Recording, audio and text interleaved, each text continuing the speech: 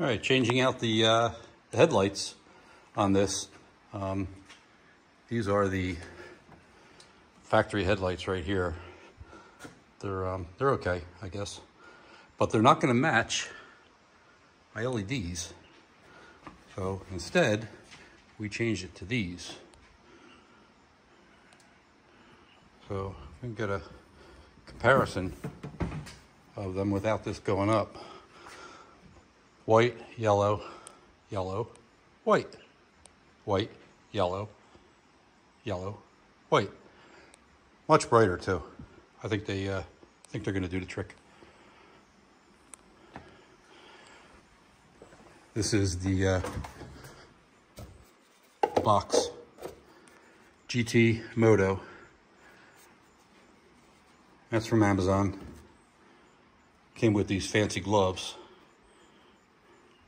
I think the gloves are worth the $59, and they just gave us the bulbs for free. Anyway, at nighttime, I'll see if I can get another video of these lights, but because they look a lot better than the other ones did.